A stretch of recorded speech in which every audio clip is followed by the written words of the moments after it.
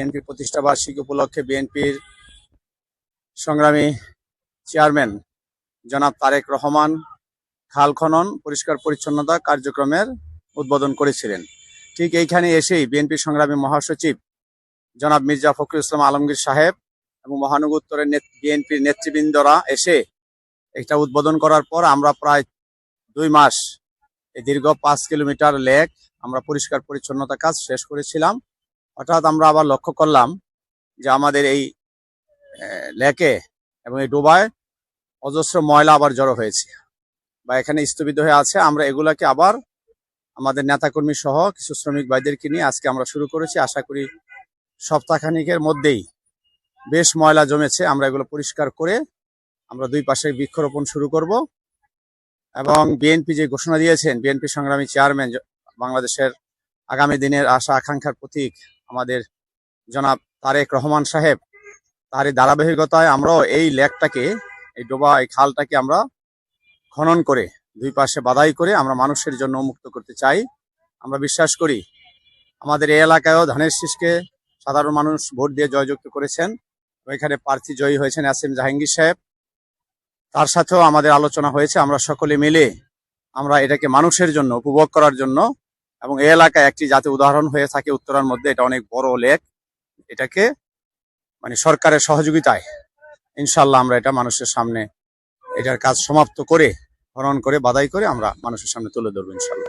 এই বিগত যে আমরা সময়টা এটা পরিষ্কার করার পরে এই আশেপাশে হাজার হাজার লোক বসবাস করেন।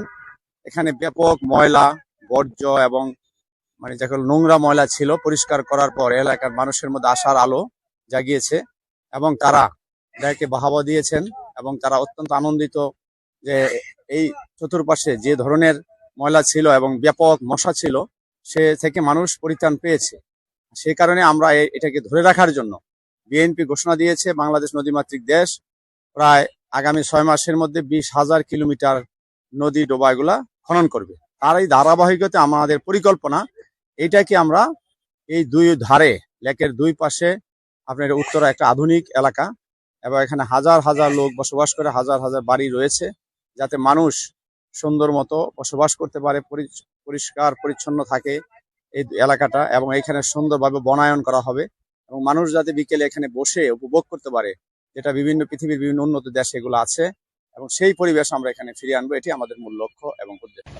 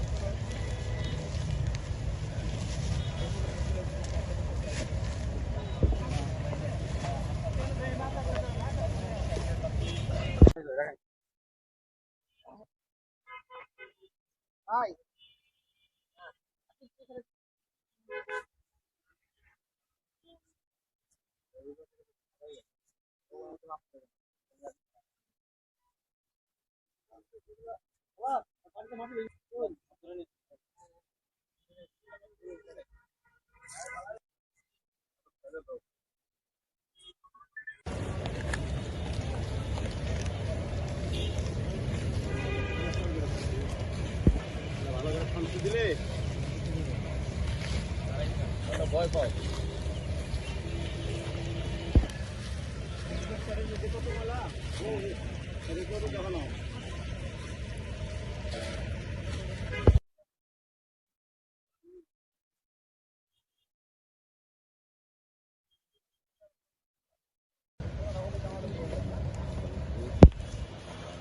ঠিক আছে আমি মনে মনে করছি